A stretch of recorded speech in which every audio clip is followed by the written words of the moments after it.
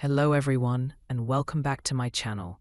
In today's video, we delve into a very important topic for any system administrator, ensuring that your domain users can log in, even when the domain controller is temporarily unavailable. This often happens due to network issues, maintenance, or an unexpected server outage.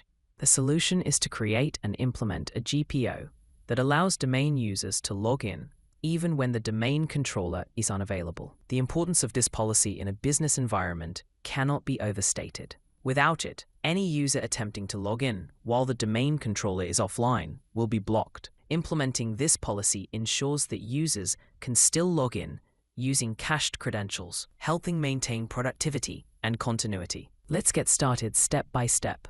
Open the Server Manager dashboard. Then click on the Tools menu in the upper right corner. From the drop-down menu, select Group Policy Management.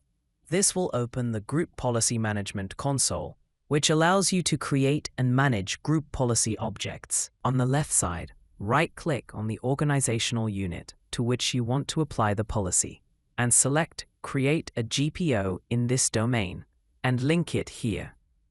You can also select Entire Domain if you want to apply the policy to all users. Then, give the GPO a descriptive name so it can be easily identified later. For example, allow domain users Logon domain not available, and click the OK button. Then right-click on the newly created policy and select Edit. This will open the Group Policy Management Editor. Next, navigate to the path shown on the screen, but I'll leave the path in the video description.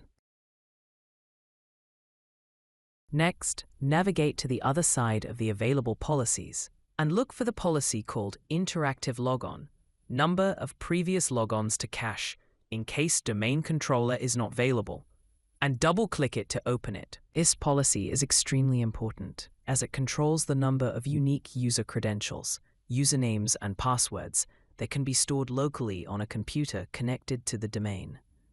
If the domain controller is unavailable and the user's login information is cached, the user will see a message saying, "Unable to connect to your domain's domain controller. You have logged in using cached account information." Select the Defined this policy settings option to activate the policy. In the box below, specify the number of previous logons you want Windows to cache. You can choose any number up to a maximum of 50. I'm setting the number of logons to 20. Then click Apply button and OK to save the changes. Close the Group Policy Editor, and the policy is now bound and active for the selected OU or domain.